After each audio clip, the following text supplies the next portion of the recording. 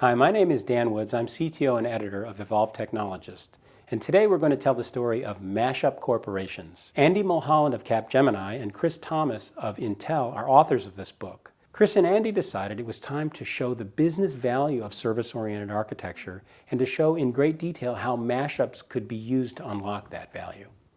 Now, the word Mashup Corporations refers to, first of all, mashups, which are a technique of combining services to create new applications. Those applications, taking a term from the recording industry, are called mashups.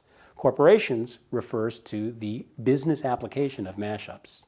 Now, Mashup Corporations tells the story in an innovative way, as if in a novel that used characters and fictional representation of scenes to tell the story. Then after each scene, there's an analysis of the technology issues discussed. The company involved in Mashup Corporations is called Vorpal Inc. It's run by a CEO known as Jane Moneymaker. She enters into a conflict with her CIO, Josh Lovecraft. What happens is that a young executive named Hugo Wunderkind has created a system for configuring popcorn poppers. He put it on his website as a toy, and it turned out that a bunch of people went to that configuration system and started entering orders for popcorn poppers that they thought were real.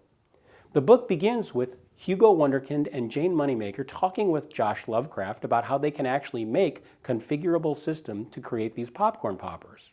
Lovecraft is at first hostile to the idea because he considers Hugo's creation a toy. But gradually he understands that this is a revolutionary technique, and the rest of the book talks about the effect of using mashups and service-oriented architecture to change various aspects of the company and improve the business. The first chapter talks about changing the relationship between Vorpal and its innovators. It turns out because Hugo Wunderkind created his configuration machine using web services, other people are able to use that system to embed configurators in their own websites. So they can create a configured popcorn popper for their university or their pro sports team. Chapter 2 talks about how providing services changes the relationship between a company and its innovators. Chapter 3 talks about how services change the relationship between a company and its suppliers. Chapter 4 talks about how services change the relationship between IT department and the rest of the company. Chapter 5 talks about the way that services change the relationship between the IT department and the rest of the company. Chapter 6 talks about the internal changes that have to take place within the IT department because of service-oriented architecture. Chapter 7 talks about the big picture, the business impact overall of using services in a corporate context. Most of the time, people think of service-oriented architecture as a technology.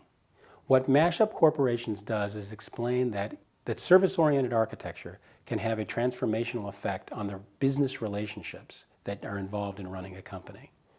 Not only can service-oriented architecture create new kinds of business relationships and improve the efficiency of business relationships, service-oriented architecture can also unlock innovation by enabling people outside of a company to do things that they couldn't do otherwise. To get more information about Mashup Corporations, go to www.mashupcorporations.com. There you'll find useful links to related information.